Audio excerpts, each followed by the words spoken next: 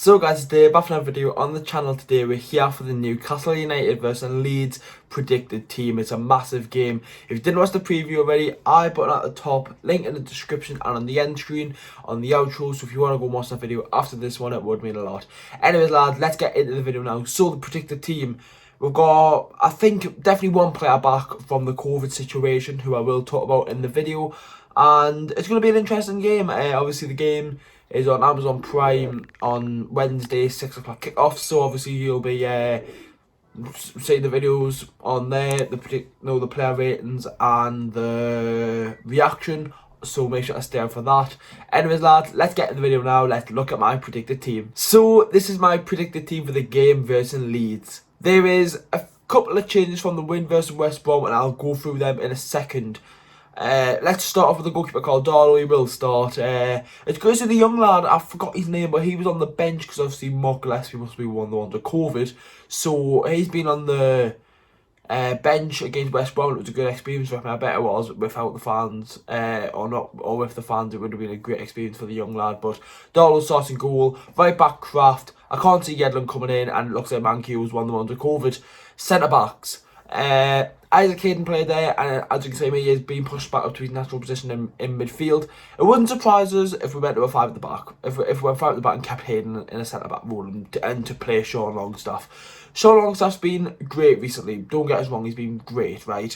But from the players, for me, you've got to bring Federico Fernandez in. He's came back from COVID. He's back. And it's the first time we played without him since the 27th of October, since he came into the team. He never came out of the team. And the only way he came out of the team was because of coronavirus.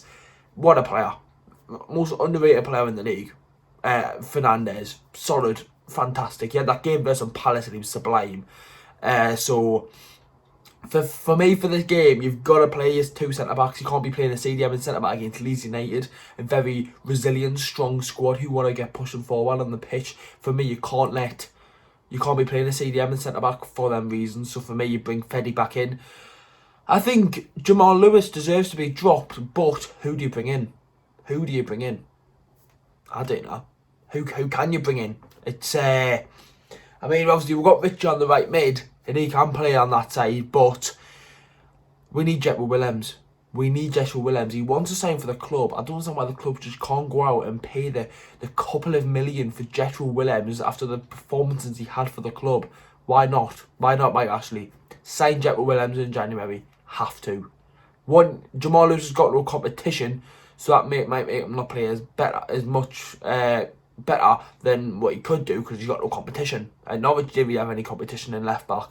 He needs some competition there, in my opinion. Jetro Willems is the answer, in my opinion. So that's the defence, midfield. I think Sean Longstaff's been great recently, but for rotation, I think you maybe play him against Fulham and then you drop Shelby or you drop Hayden or something like that. Because rotation is key. Rotation is key with the fixtures we've got at the minute. We can't afford to get a hamstring injury where it's not like a challenge from a player.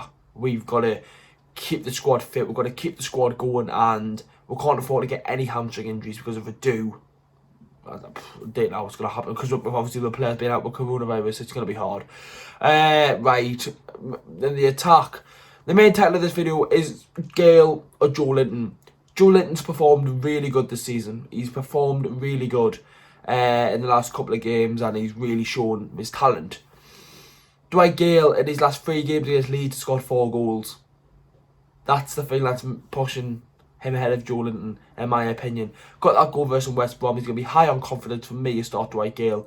And then if he doesn't score against Leeds, you bring Joelinton in against Fulham. That's the easiest way you can do it, in my opinion. Gayle deserves to start since he scored and he's got a good record versus Leeds.